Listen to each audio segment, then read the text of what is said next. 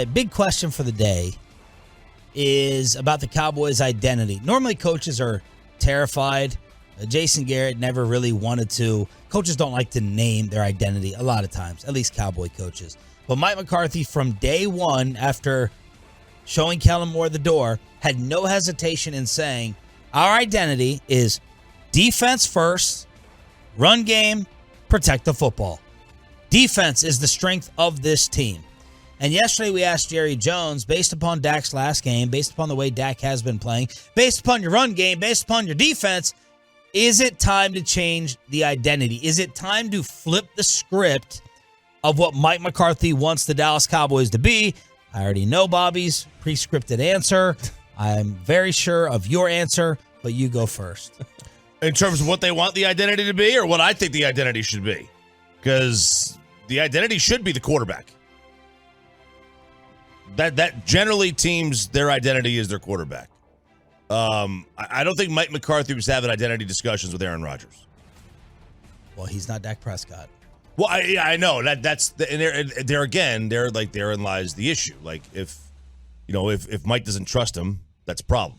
It's on Mike to trust him.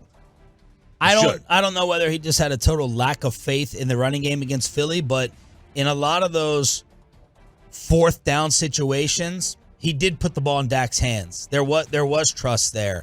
It may have been, I know we're not going to pick this up. I got no other option. Look, man, this is going to be a test of Mike McCarthy's stubbornnness. Bill Belichick changes and adapts as the season goes along, right? We've heard this over and over and over and over, how Bill uses the first 4 weeks as a feeling out. Yeah. Then he changes, then he tries to perfect. Yep, that's fine. In the second half. Mike McCarthy's plan, which I initially agreed with, was to take the ball a little bit more out of Dak's hands, have a special defense, fantastic running game with burst, and control the ball to beat San Francisco, Philadelphia in the playoffs.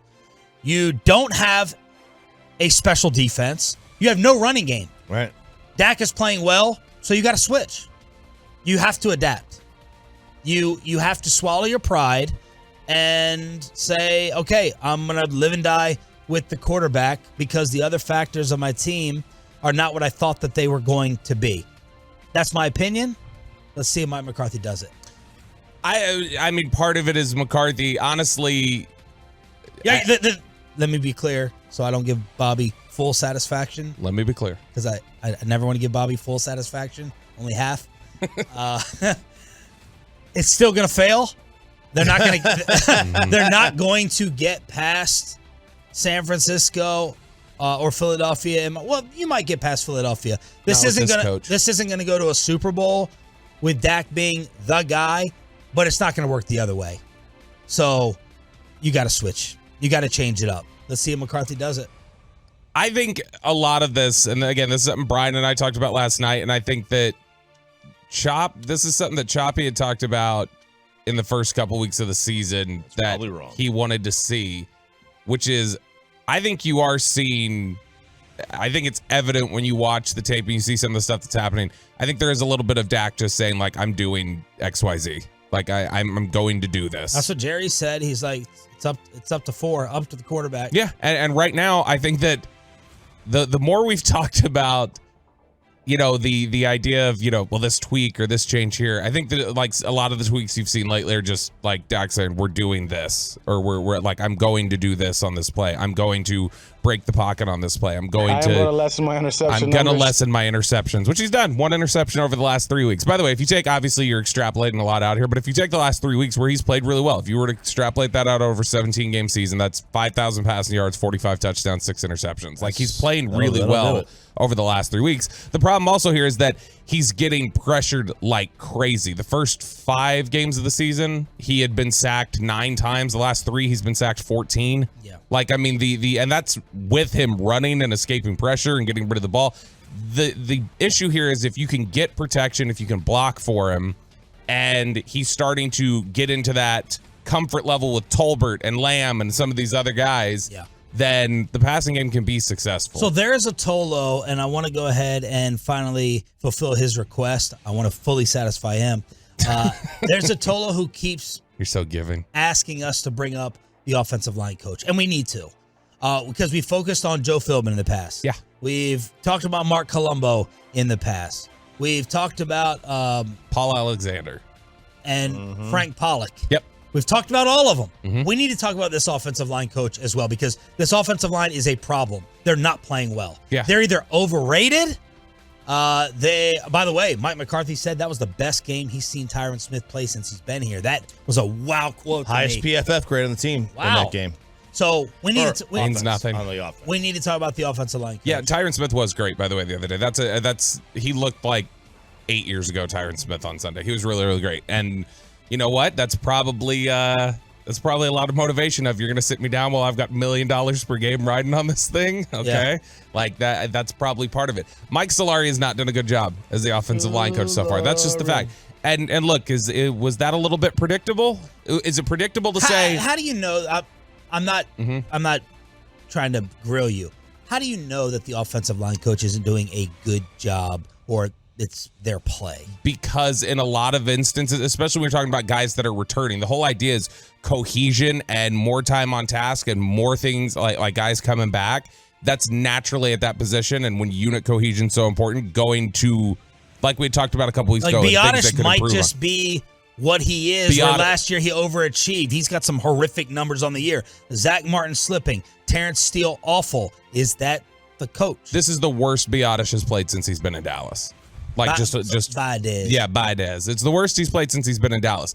I think that when you look at, okay, for your offensive line coach, you grabbed somebody who his last stop was Seattle, which was universally condemned as an awful offensive line that couldn't figure out how to block for Russell Wilson and ultimately potentially broke him, a lot of people felt like.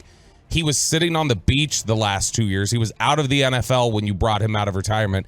This is a guy who was on Tom Landry's coaching staff. That's not a compliment. That means it was literally pre-Jerry Jones he was working offensive line in the NFL. But so many other aspects of this offense are from 1988, so why not the offensive line coach, I guess? Look, I mean, I don't get it bogged down with the offensive line coach. If the offensive line, generally, unless you're trying, who was that guy we had a couple years? Was it Paul Alexander? Yeah, where they're just trying to change a technique in the middle of this entire run, where it was like, oh, let's just screw with Zach and Travis and Tyra. Let's screw with their technique. That's a problem. Who wants everything turned over to number 4 to live and die on the right arm of the quarterback? 877-881-1053. 877-881-1053. Truckwreck.com text line.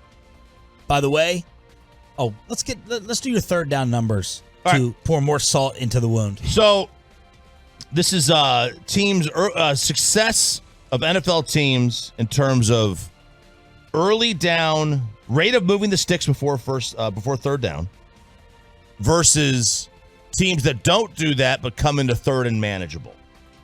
All right, and what it shows is the Cowboys have the highest rate of third and manageable in the NFL this year. That's good.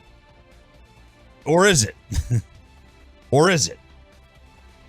The other teams, the Cowboys move the sticks before they get to third down less than half the time.